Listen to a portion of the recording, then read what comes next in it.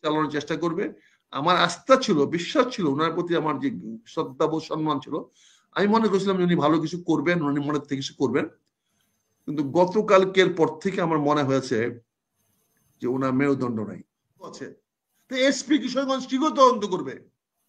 তদন্ত করা তো এসপির দায়িত্ব না। এসপি কি কোন ডাইরেকশন দিয়েছেন আপনারা? এসপি কি ডিআইজি কোন ডাইরেকশন দিয়েছে? হোম মিনিস্টার কোন ডাইরেকশন দিয়েছে যে তুমি তদন্ত করে অলদমিলের মধ্যে দাও? ব্যাট নেওয়া ছাড়া এই সরকারের সামনে এখন আর কোন বিকল্প নাই। কাজেই এখন শাসন করতে হলে ব্যাট দিয়ে শাসন করতে হবে, আর কথা বলে শাসন করা হবে না, শাসন করা সম্ভব না। দ্যাটস মেসেজ গতকালকে দিয়ে দেওয়া হয়েছে। বলে ভয় আওয়ামী লীগকে ফিরে আসা ভয় দেখাচ্ছেন কেন? ফিরে আসা তো ভবিষ্যৎ, টুডে তো নাই। আমি তো বলছি ভবিষ্যৎ নিয়ে আমি চিন্তিত না, টুডে তো নাই। আগামীতে কি হবে আমি বলছি, আগামীতে নেভার কাম। আগামীতে কি হবে এটা টুডে উইল ডিসাইড। এখন আসলে কি হতে যাচ্ছে, মানে নির্বাচনের দিকে আগাবে না আমি যেটার মধ্যে ছিল, মানে নাকি সেটাও এখন পরিবর্তন হয়ে যাবে যে ডিসেম্বর থেকে নির্বাচনের দিকে তো আগানোর প্রশ্নই উঠে না। কারণ আমি আগেও বলেছি আপনাকে, প্রতিটা টকশোতে বলছি, এই সরকার নির্বাচন দিবে না, দিতে পারে না, দেওয়ার কোনো সুযোগ নাই।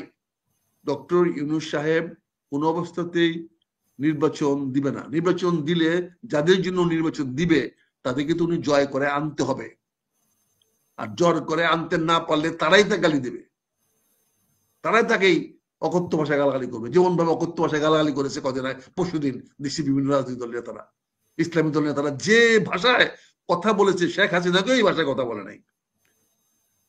ওনার বাড়ির সামনে দাঁড়াইয়া 100 গজের মধ্যে দাঁড়াইয়া যেভাবে ডক্টর ইউনূস সাহেবকে গালাগালি করা হয়েছে, যেভাবে আসিফ নজরুলকে গালাগালি করা হয়েছে, কোন ভদ্রলোক এতটুকু আত্মসম্মান বোধ থাকলে ক্ষমতায় থাকতো না, থাকবে না কোনোদিন।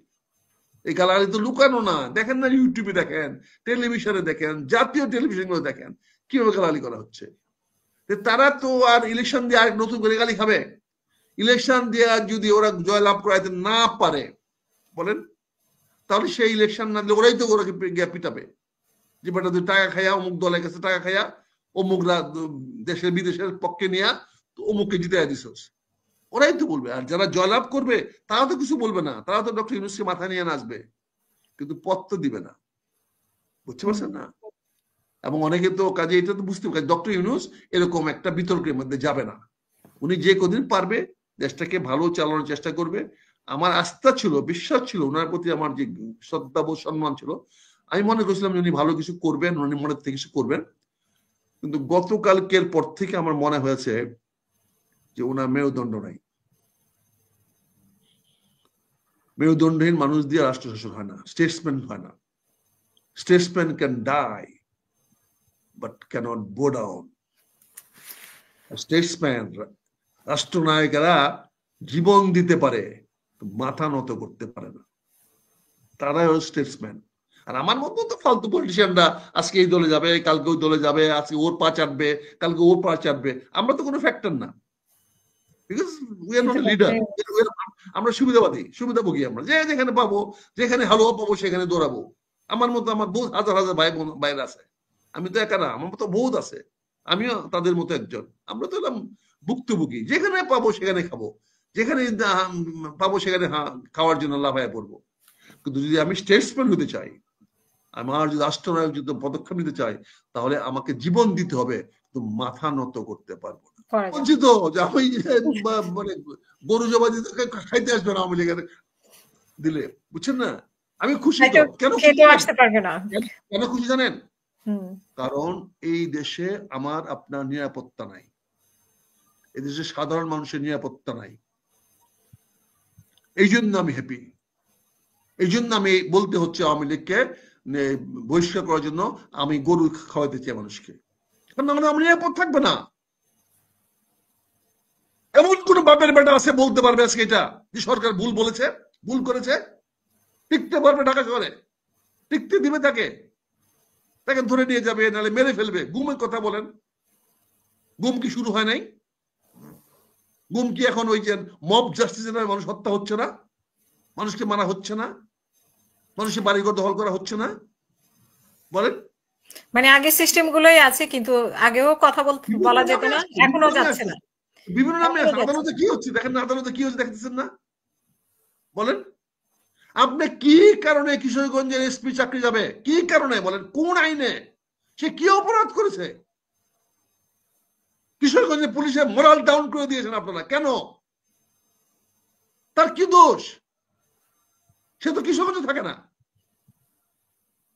আপনারা শেখ হাসিনার নামে মামলা তদন্ত বন্ধ রাখছেন কেন? সারা বাংলাদেশে বন্ধ রাখছেন। এমন কোন জেলা আছে যে জেলাতে শেখ হাসিনার মামলা হয় নাই? এমন কোন জেলা আছে যে এই মামলাতে শেখ হাসিনা আসামি না, শেখ রেহানা আসামি না? সেই মামলাগুলো তদন্ত কোন জেলাতে হচ্ছে না, সবখানে বন্ধ আছে।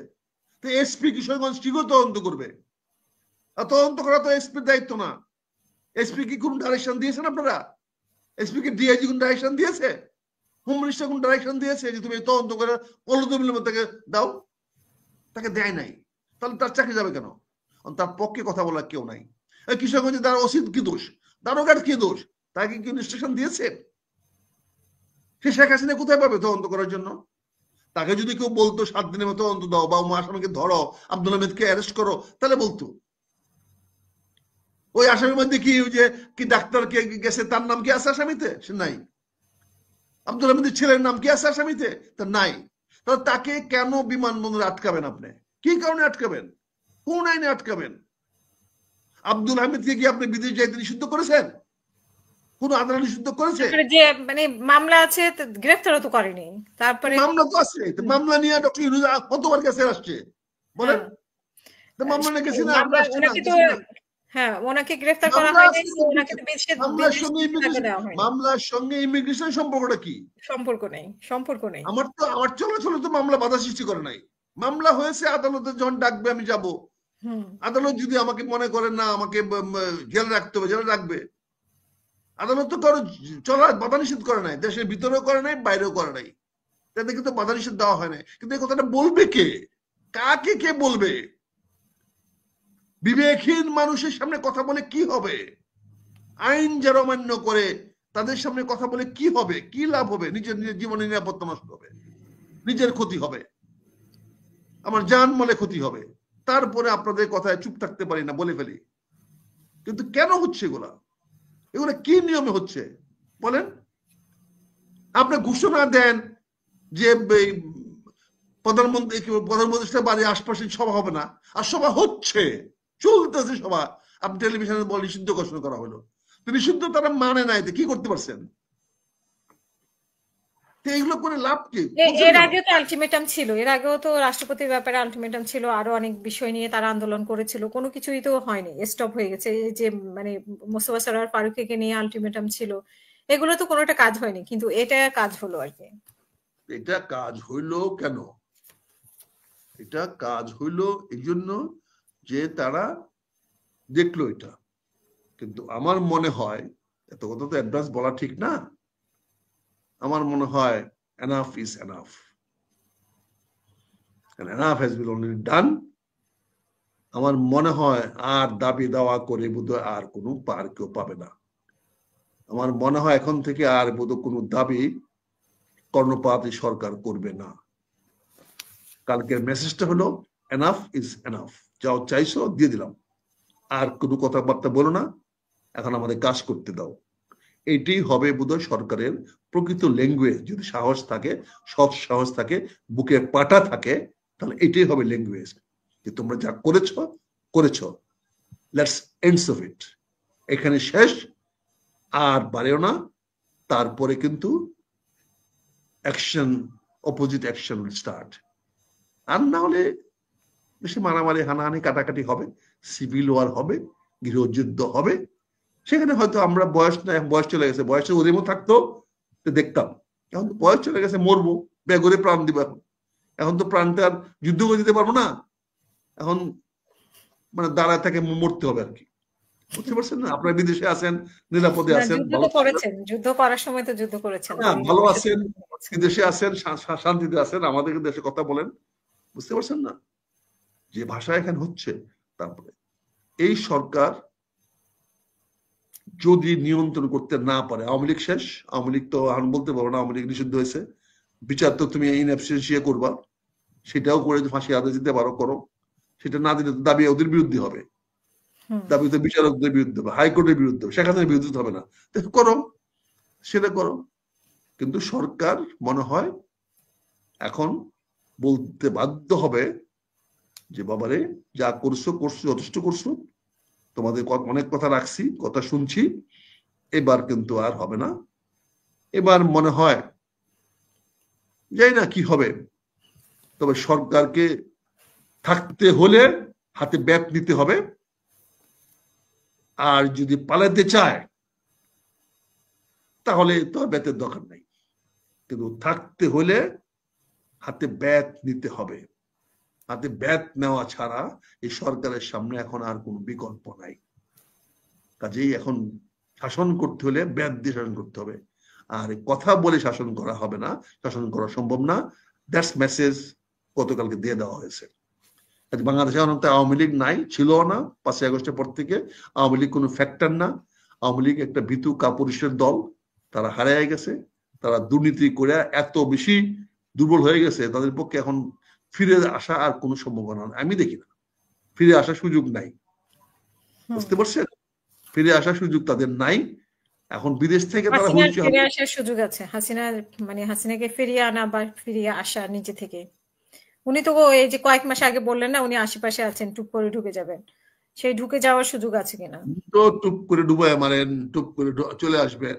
উনি যদি চলে আসবেন তাহলে তো তার মানে উনি হলো যে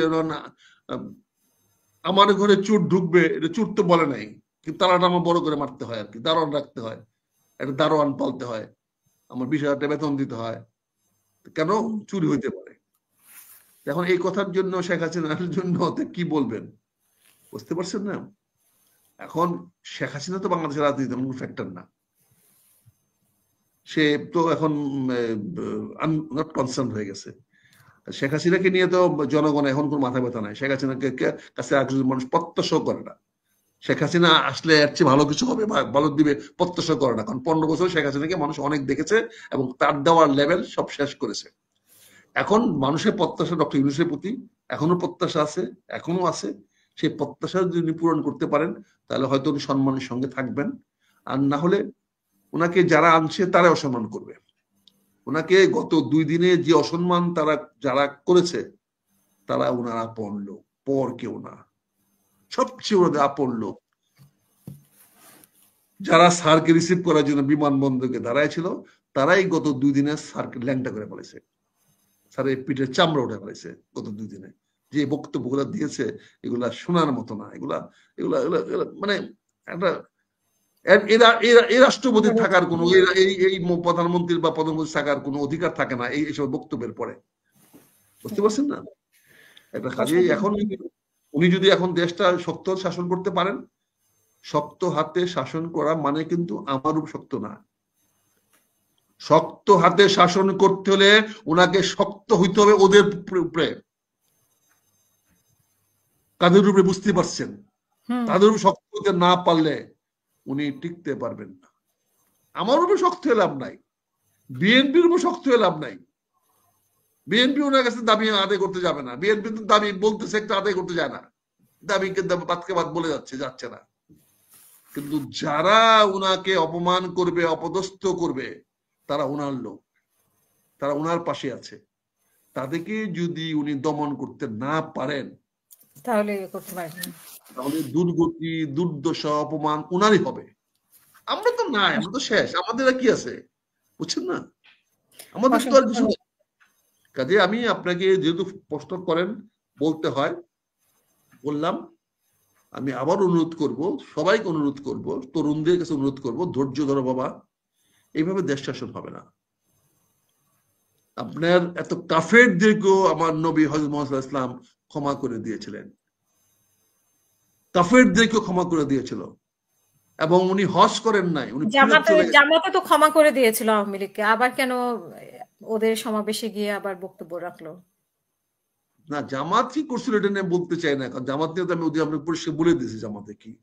তো জামাতকেও কিন্তু বঙ্গবন্ধু ক্ষমা করে দিয়েছিল, খালি ক্ষমা করে দিয়েছিল, তাতে কি হয়েছে? তারা টিকে গেছে। ক্ষমাতে তো কি হয়? শেখ হাসিনা ক্ষমা করে নাই, কি হয়েছে? ক্ষতি শেখ হাসিনা হয়েছে। শেখ হাসিনা ফাঁসি দিয়েছে, এখন ফাঁসির জন্য অপেক্ষা করতেছে, এই হয়েছে। ফাঁসিগুলো না দিলে কি হইতো? আজকে ফাঁসির দাবি তো উঠতো না, ক্ষমতা পরিবর্তন হইতো। তো শেখ হাসিনাতে ফাঁসির রাজনীতি শুরু করেছেন, ওনার দরকার ছিল কি বলেন? উনি তো এগুলো শুরু করেছেন। কাজেই আমি যাই হোক, কথা খালি বাড়তেছে একই দিকে। শেষ করবেন প্লিজ। আমি দেশটা ভালো চাই, উন্নতি চাই।